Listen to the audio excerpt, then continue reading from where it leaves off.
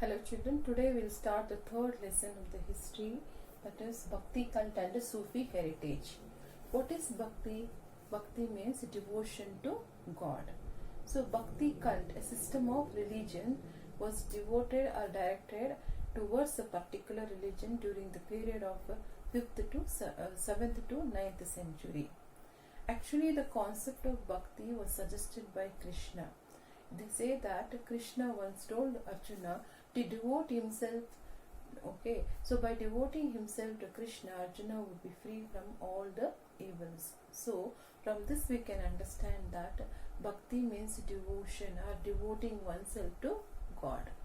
The great thing about this Bhakti, it doesn't require any elaborate rituals. It only requires the individual worship to the God. Okay, so intense devotion to God. Here it doesn't require any elaborate rituals. It only requires individual attention to the God. And this message of devotion was spread to a major part of India, that is north as well as the south. In the north, you know the leaders like Kabir, Tulsidas, Guru Nanak, Ramanuja were some of the saints in the North India.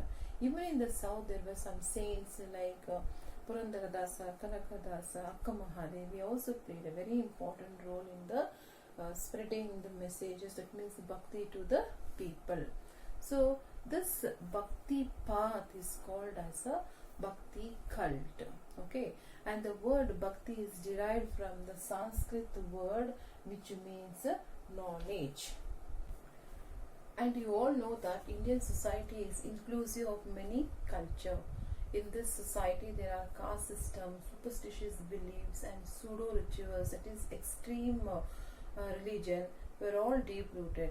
It was believed that attaining moksha, that is salvation, it means that free from the cycle of rebirth, for the common people was impossible.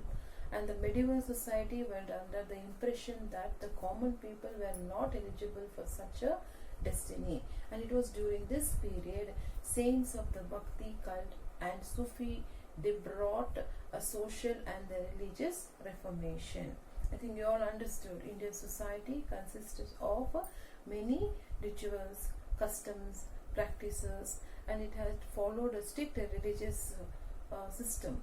Caste system was very rigid. Superstitious beliefs were followed by the people, and it was believed that attaining moksha, that is salvation, that is free from the cycle of rebirth, was impossible for the common man. And the medieval society was under the impression that the common people are not eligible for such a destiny.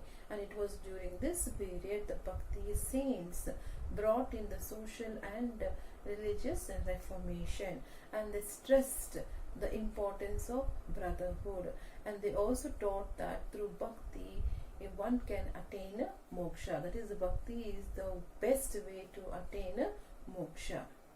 Now let us see about the gist of the Bhakti cult. Gist means objective of the Bhakti cult. Actually, these Bhakti saints, they condemned discrimination. That is, discrimination is higher caste and lower caste. Okay, and it preached equality. So condemned discrimination, that is discrimination on the basis of the caste. They condemned that, they were against this, and the intention was to establish equality among the people in the society. And secondly, the saints of the Bhakti cult, they opposed superstitious practices, that is blind belief. Okay, and they also undertook the task of uniting the heart of the people. That means they wanted to establish the religious harmony, that means between good relationship between the people who are living in the society. So that is the objective, that is the gist of the Bhakti cult. They do not want to bring any discrimination on the basis of the caste. They wanted to establish equality in the society, and they condemned the superstitious practices, and their main intention was to bring the unity among the people in the society. So these are some of the objectives of the Bhakti cult. Now let us see one by one the preachings and the some of the religious Bhakti saints of the